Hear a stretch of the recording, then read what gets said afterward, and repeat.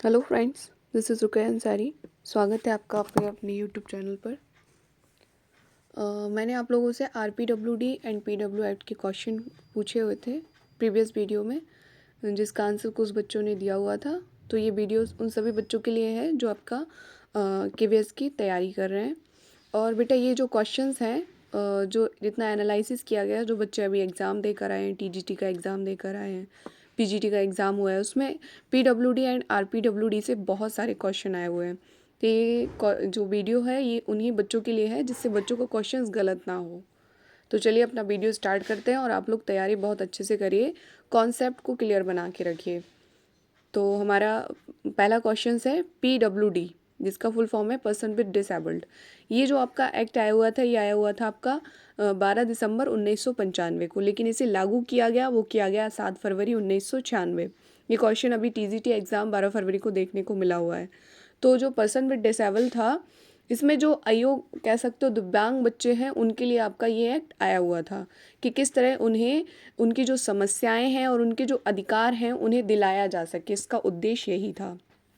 तो ये जो एक्ट आया, ये आया आपका 12 दिसंबर 1995 में बना हो, लेकिन इसको लागू किया गया तो वो किया गया 7 फरवरी 1996। और इसका उद्देश्य क्या था कि विकलांग व्यक्तियों की जो समस्याएं हैं तथा उनका जो पूर्ण अधिकार है कि उन्हें भी सामान्य बच्चों की तरह अधिकार है जीवन जीने का, उन्हें भी अधिकार है सामान्य बच्चों की तरह शिक्षा लेने का। तो उसी को दिलाने के लिए आपका ये एक्ट आया हुआ था। क्योंकि क्या है, हमारी एजुकेशन में जो बच्चे विकलांग होते हैं उनके लिए कह सकते हो तुम तो देख नहीं सकते हो तो तुम क्या शिक्षा लोगे, तुम चल नहीं सकते हो तो तुम क्या स्कूल जाओगे। इस तरह के हम लोगों ने रूढ़िवादी धारणाएं बना रखी हैं, लेकिन बच्चों को उनका खुद का अधिकार नहीं मिला। तो इसके लिए आपका एक्ट आया हुआ है पीडब्ल्यूडी एक्ट, सन 12 दिसंबर 1995 में लागू किया गया 7 फरवरी 1996 में। इसके अंतर्गत आपकी 60 डिसेबिलिटी रखी गई थी। तो मैंने यहाँ पर डिफाइन की हुई है 60 डिसेबिलिटी। पहला है आपका अंधापन, जो बच्चा देख नहीं सकता है वो जाएगा आपका अंधापन। दृष्टिबाधित भी उसी में जाएगा। हम कह सकते हैं एक ब्लाइंडनेस होगा, एक विजुअल कह सकते होगा विजुअल हैंडीकैप्ट होगा और एक ब्लाइंडनेस होगा। तो मैंने आप लोगों से प्रीवियस वीडियो में इसका क्वेश्चंस भी बताया हुआ था कि एनआईबीएच का मुख्यालय कहाँ स्थित है और आपका एनएवी का मुख्यालय कहाँ स्थित है। National association for blind, NAB का मुख्यालय कहाँ स्थित है, और NIBH national institute of visually handicapped, तो ये जो मुख्यालय है कहाँ स्थित है। तो इन दोनों का क्वेश्चन मैंने आपको प्रीवियस वीडियो में बताया हुआ है।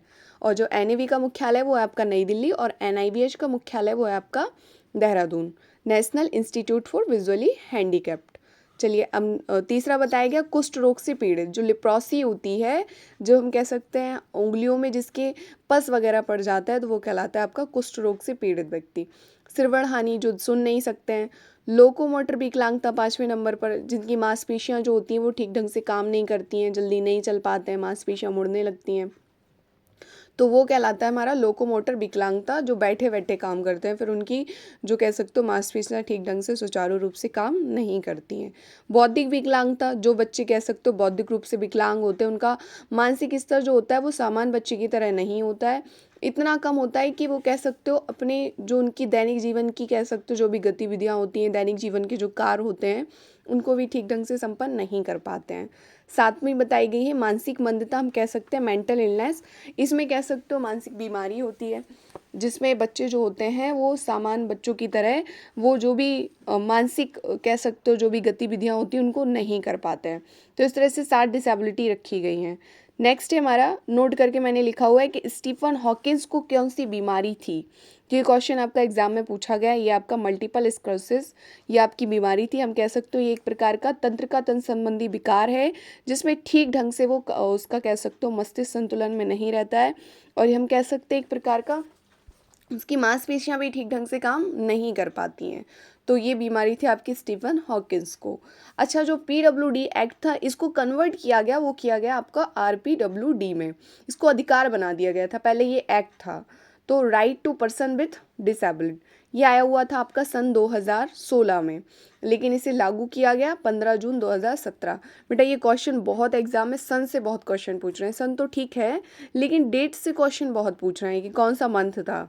अभी जितना भी एग्ज़ाम हुए हैं, कंडक्ट हुए हैं अभी, उनमें सारे में सन तो रखी हैं, प्लस आपका कह सकते हो मंथ से क्वेश्चन बहुत ज़्यादा पूछे जा रहे हैं।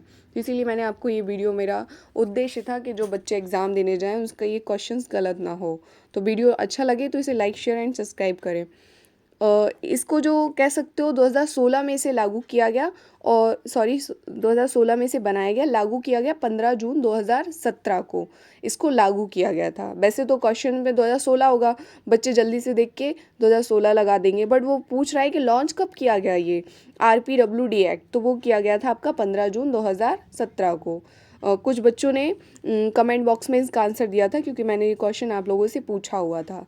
तो जो बच्चों ने दिया वो, उनकी तैयारी बहुत अच्छी चल रही है।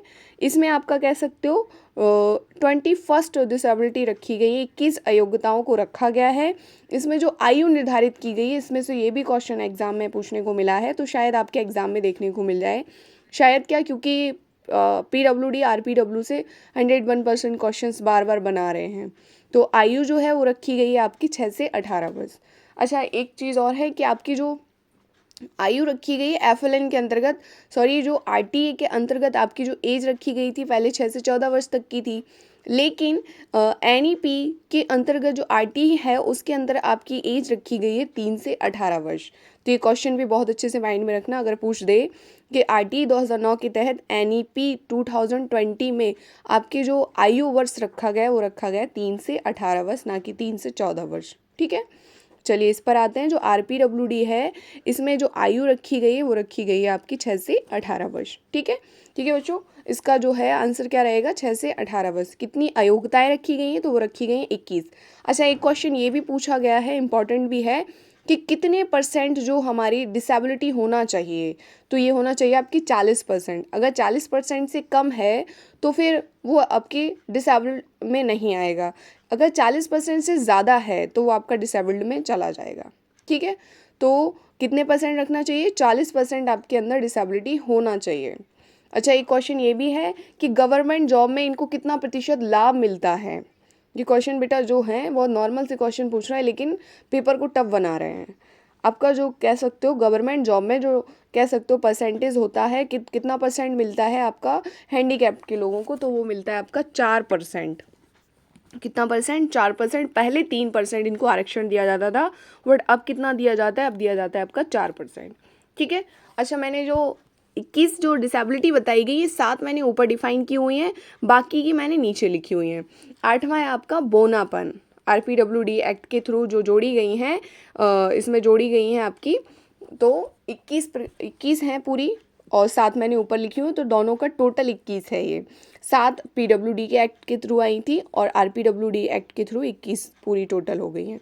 ठीक है, तो चलिए देखते हैं। बोनापन डॉर्फिज्म कहते हैं इसको इंग्लिश में, जो कह सकते हो व्यक्ति 40 फीट से कम होता है तो वो जाएगा, 40 फीट कह रही हूँ मैं, 4 फीट से जो कम होते हैं वो आपके डॉर्फिज्म में जाएंगे, एक डिसेबल्ड पर्सन में चले जाएंगे। 4 फीट से जो ज़्यादा होते हैं वो डिसेबल्ड में नहीं जाएंगे, अगर 4 फीट से कम होते हैं तो फिर वो बोनापन या डॉर्फिज्म में चले जाएंगे। 9वीं हमारी विशिष्ट लिखने की अक्षमता, जो डिस्ग्राफिया जिसको हम कहते हैं, डिसेबिलिटी से भी काफ़ी क्वेश्चंस एग्जाम में देखने को मिल रहे हैं। तो डिसेबिलिटी होती है डिस्ग्राफिया, जो व्यक्ति लिखने में एक प्रकार की कठिनाई का अनुभव करता है, हाथ कांपते हैं, अक्षरों को बड़ा छोटा बनाता है, ऊपर नीचे की लाइन में लिखता है, तो वो भी प्रकार का डिसेबल्ड होगा। ठीक है, कह सकते हो बीच उंगलियों में पेन फंसा कर लिखना, इस तरह से। मल्टीपल स्क्लेरोसिस जो होती है, यही स्टीफन हॉकिंस को जो बीमारी थी, एक प्रकार का कह सकते हो तंत्र का तंत्रीय विकार है, जिसमें व्यक्ति जो होता है उसका मानसिक संतुलन ठीक नहीं होता है और वो ठीक ढंग से उसकी मांसपेशियां काम नहीं करती हैं। भाषा विकलांगता क्या होता है, जो भाषा विकलांगता कह सकते हो लैंग्वेज डिसेबिलिटी, जैसे कि अफेजिया और डिफेजिया, ये सब जाती हैं आपकी भाषा विकलांगता में, जो व्यक्ति बोलने में कठिनाई का अनुभव करते हैं। अच्छा, मैंने प्रीवियस वीडियो में अफेजिया एंड डिफेजिया के बारे में बताया हुआ है कि अफेजिया जो होती है हम कह सकते हैं एक प्रकार का आनुवांशिक विकार है, मतलब जन्म से ही बच्चा जो है वो बोलने में कठिनाई का अनुभव करता है। लेकिन डिफेजिया क्या है, किसी भी प्रकार की चोट, वातावरणीय कह सकते हो जो कारक होते हैं उसके इफेक्ट के कारण जब बच्चा बोलने में कठिनाई का अनुभव करता है तो वो कहलाता है हमारा डिफेजिया। ठीक है, तो ये हो गए हमारे भाषा विकलांगता। थैलीसीमिया क्या होता है, जब हमारी कह सकते हो ये एक प्रकार का अनुवांशिक विकार है थैलीसीमिया जिसको हम कहते हैं। इसमें क्या होता है, जो आरबीसी होता है वो कम बनता है। ये कम या असमान हीमोग्लोबिन के कारण होता है। मैंने लिखा हुआ है ना, ज़्यादा या तो बहुत ज़्यादा हीमोग्लोबिन बढ़ेगा या फिर हम कह सकते हो बहुत ज़्यादा कम हीमोग्लोबिन होगा। तो आरबीसी कम बनने के कारण आपका जो अनुवांशिक विकार होता है वो होता है थैलीसीमिया। हीमोफीलिया भी जो होता है वो भी हम कह सकते हो एक प्रकार का ब्लड से रिलेटेड विकार है। जब ब्लड में प्रोटीन की कमी हो जाती है, प्रोटीन की जो क्वांटिटी होती है ब्लड में कम होती है, तब कह सकते हो हीमोफीलिया रोग होता है। ये भी एक प्रकार का रक्त विकार है, ब्लड डिसीज़ है। ये अधिकांशतः पुरुष में होती है। नेक्स्ट है आपका सिकल सेल रोग। ये आरबीसी के टूटने के कारण होता है। जब आरबीसी होती है, ये भी एक प्रकार का अनुवांशिक विकार है आपका सिकल सेल रोग। ये भी ब्लड से रिलेटेड है, ब्लड डिसीज़ है और एक प्रकार की अनुवांशिक बीमारी है। लेकिन हीमोफीलिया अनुवांशिक नहीं है, थैलीसीमिया आपकी अनुवांशिक है और सिकल सेल रोग आपका अनुवांशिक है। ये आपका आरबीसी टूटने के कारण होता है। हम कह सकते हो जो आरबीसी का आकार हो जाता है वो हंसिए के समान हो जाती हैं। अगर क्वेश्चन पूछ दे कि किस प्रकार के ब्लड डिसीज़ में जो आरबीसी का आकार होता है हंसिए के समान हो जाता है, तो वो हो जाएगा आपका सिकल सेल रोग। ठीक है। मानसिक बीमारी क्या होती है, हम कह सकते हैं मेंटल जो इलनेस होती है, जैसे कि अवसाद में रहना, डिप्रेशन में रहना, तनाव, कुंठा, फ्रस्ट्रेशन, इंडिविजुअल कह सकते हो डिसेबिलिटी। तो व्यक्ति जो होता है ना बहुत ज़्यादा चिंता डिप्रेशन में रहता है, तो वो कहलाता है हमारा डिसेबल्ड मानसिक बीमारी। ऑटिज्म स्पेक्ट्रम विकार क्या होता है, ये इसको हम हिंदी में स्वालीन विकार कहते हैं। जब व्यक्ति दूसरों से संपर्क करने में हिचकिचाता है, ये भी मोस्ट इम्पॉर्टेंट है। अगर जब बच्चा या व्यक्ति किसी से मौखिक संचार ना कर सके, जैसे कि आपस में एक दूसरे से बातचीत ना कर पाए, एक कोने में बैठा हो, स्कूल में बच्चे बैठे हुए हैं लेकिन वो अपने में ही मग्न है, तो हम कह सकते हैं जब बच्चा अपने विचारों को दूसरों तक ना पहुंचा सके, मतलब स्वयं में ही विलीन रहे, वो स्वालीन विकार कहते हैं इसको। जब बच्चा जो है अपने कह सकते हो जो सामाजिक संपर्क होता है वो ना कर पाए, एक दूसरे से उसके फ्रेंड कोई ना हो, अकेले में रहना पसंद करता हो, मतलब कह सकते हो एक अकेला रहने वाला व्यक्ति, ऑटिज्म स्पेक्ट्रम विकार कहलाता है ये स्वालीन विकार। सेरिब्रल पैल्सी क्या होती है, मस्तिष्कीय पक्षाघात। ये भी मस्तिष्क से रिलेटेड विकार होता है जब व्यक्ति मानसिक रूप से काम करने में अक्षम होता है। मस्कुलर डिस्ट्रॉफी, ये एक प्रकार का हम कह सकते हो अनुवांशिक विकार होता है जिसको हम कहते हैं मस्कुलर डिस्ट्रॉफी। मांसपेशियां जो होती हैं वो काम करने में कह सकते हो बचपन से ही जो मांसपेशियां होती हैं वो बहुत ही शिथिल आती हैं, जिससे बच्चा काम को नहीं कर पाता है। बहरापन, या हम कह सकते हो कई विकलांगता, दो विकलांगताएं एक साथ, मल्टीपल डिसीज़ भी कहेंगे इसको, जैसे कि व्यक्ति भाषा से तो विकलांग है ही, साथ में वो सुन भी नहीं सकता है, तो ये कहलाएंगे हमारी भाषा विकलांगता, कई विकलांगता, मल्टीपल डिसीज़। अगर पूछ दे कि मल्टीपल डिसेबिलिटीज़ क्या होती है, तो दो प्रकार की जो बीमारियां होती हैं, जैसे कि लोकोमोटर, जैसे मांसपेशी विकार भी और प्लस बोल भी नहीं पाता है, या हम कह सकते हैं बौद्धिक विकलांगी है प्लस अंधा भी है। तो जब दो प्रकार की बीमारियां एक साथ हों तो उसे कई विकलांगता है, मल्टीपल डिसेबिलिटीज़ कहते हैं। एसिड अटैक पीरियड, आपने देखा होगा, अभी एक मूवी आई हुई है छपाक, उसमें किस तरह एसिड डाल दिया गया था उस लड़की पर, तो ये सब आपके डिसेबल्ड में जाएंगे, इनको भी कह सकते हो आपके डिसेबल्ड पर्सन में रखा जाता है। पार्किंसंस रोग क्या होता है, ये एक प्रकार का केंद्रीय तंत्र का तंत्र विकार है, नर्वस सिस्टम्स जो कहते हो उससे रिलेटेड डिसीज़ है, जिसमें व्यक्ति का दिमाग का संतुलन ठीक नहीं रहता है। पार्किंसंस डिसीज़ में व्यक्ति कहाँ क्या कर रहा है उसे कुछ पता नहीं होता है, उसका दिमागी संतुलन ठीक नहीं रहता है। तो इस तरह से हमने 21 डिसीज़ जानी, आपके एग्ज़ाम के पर्पज़ से बहुत ही ज़्यादा इंपॉर्टेंट है। ये बार बार क्वेश्चन एग्ज़ाम में पूछा जा रहा है, तो इसलिए मैंने आप लोगों से डिस्कस करना इसको उचित समझा। और जो भी क्वेश्चंस हैं वो आगे आने वाली वीडियो में आपको इसे कंप्लीट करवाऊंगी। अभी ये पीडब्ल्यूडी एंड आरपीडब्ल्यूडी से जो भी क्वेश्चंस थे जो मुझे इंपॉर्टेंट लगे तो मैंने आपसे शेयर करना ठीक समझा।